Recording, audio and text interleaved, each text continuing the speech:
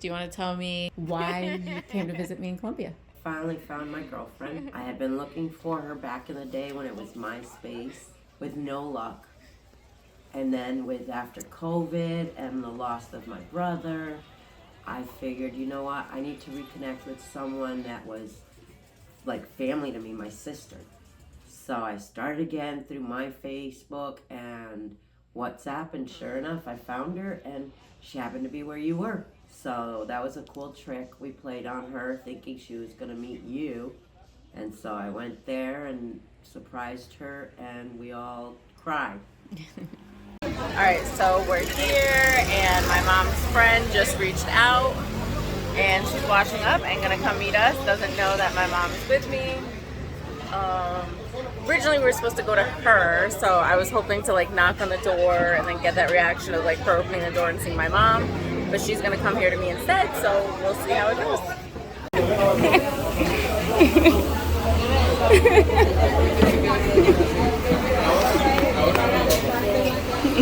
Ay, hermanita, 30 años.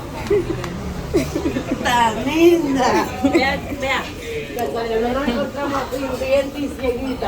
She knew your dad, and so she was going to meet you, and you had a Spanish-speaking friend that was going to be there, so she would translate so she can get to see you and at least hug you through for me, not knowing that I was going to be your friend there to surprise her.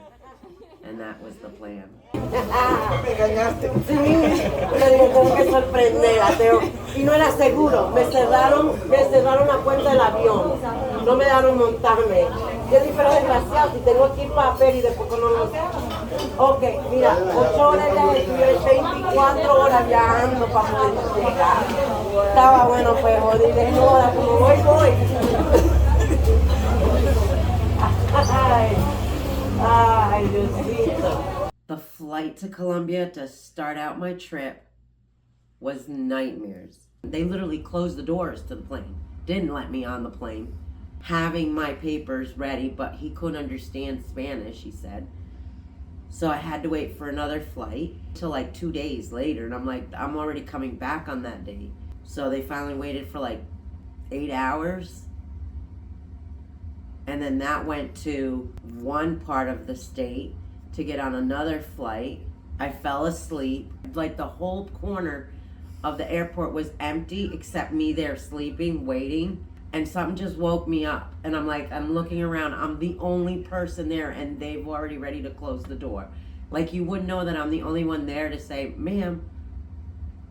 So I woke up, I rushed there, and literally they said, we're closing the door. I had to rush back to grab my other bag to run and get on the plane. I mean, it was like nightmares getting there. Like something kept wanting to stop it, and I was determined to get there. I was like, I am getting there. I cried when I found her and spoke to her and told her about you, and you were in Colombia. So we had already cried once, but we knew we were full with the moment we'd finally see each other, not just through a phone. I hadn't seen her since I was 19 years old. She was my maid of honor. I met her when I think I was 12, probably 11, until 19. So she always hung out at my house. We'd cook, clean, watch TV, go to work, go to school, do the things we had to do just like siblings. And I hadn't been to Venezuela in 30-something years. And now I can't even get back there right now, but that's beside the point. Finding her again was like having a sister all over again. It just brought a lot of warmth to the home, the body, the soul, and then having drinks with her in the morning hours and a cigarette and chatting away, just looking at each other and telling our stories of 30 years of our life was just so much soul searching that I didn't have to search for. I just knew that when I'd find her and see her, I found it. So it was cute seeing you guys. Watching that was just really precious, I feel like. Because you guys really seemed like pure sisters. You guys nonstop. Every time I looked over, you two are just sitting there talking. It was amazing. 30 years. Yeah. 30 years of life. Divorce, married, divorce again.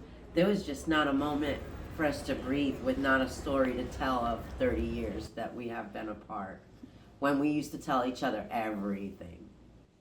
It was so amazing reconnecting with her. If you have someone in your life and you've lost contact and you've always wondered and this is the time in your life, something's telling you, just do it. There's so much media now and ways of finding people that you just find it. And then when you find them, or at least find about them, it does feel like something that was there missing is filled again. And I don't know how to explain it, but it's really something within the soul. Don't wait. Do what you need to do to find those friends or that family member. It's wonderful. And that just goes for people that you really love and miss. We're not talking about the toxic family members or friends you had to let go. You can leave them behind if you really want. Yeah. There's a reason why those were toxic. Forgive, but we don't forget. Pretty sure I just got bird flu.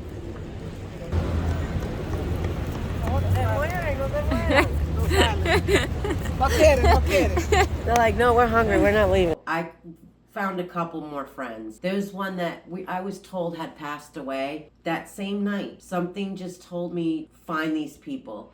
And I actually found another girlfriend of mine who's called Violet, and she actually is alive. She's married and lives in Germany, so she wants me to come visit her in Germany. There's another best friend of mine who's still in South America and Venezuela. I mean, just through WhatsApp and Facebook, reconnecting, asking one friend that I know had family still in those areas, they connected back to them, and then they would connect back to me, and then to find the phone numbers. And then I would just send a message to that number saying who I was and making sure this is who they were. And then the next thing you know, the phones would just ring. And it was like, oh my God, Violet. She's like, oh my God, Rahana. And it was just like scream and then cry and then tell each other about our stories, that how many more children they have. And it was just awesome. I found like 5 more friends that I haven't been able to go see because the situation in Venezuela doesn't let me yet enter, even though I have both dual citizenship. But other than that, I mean, I could probably make a trip to Germany. So that might be something to see again and reconnect with that girlfriend. That, again, I hadn't seen my other one for 36 years, Violet. She had left our area probably within 2 or 3 years prior. So it was literally about 40 years I had not connected with her since we were in our teens, 17 to 19.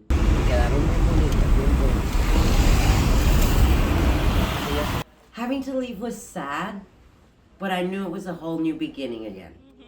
So it was the end of one thing, but the beginning of another. So I was able to now come back home and feel this energy of it'll be okay, and start to have this new relaunch of not a renew myself, but a relaunch of myself.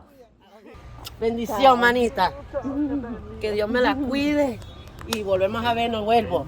It was so nice. And now we talk on and off, you know. If not, we just keep sending messages, but once in a while we'll literally like talk, you know, by day or how crazy. But we have now grandkids, so we basically talk more about our grandkids. And maybe eventually she can come down, or I'll go back to Colombia and visit her again. Now we've seen each other, so now we can like go out to eat and relax, and then we've got this connection all over again.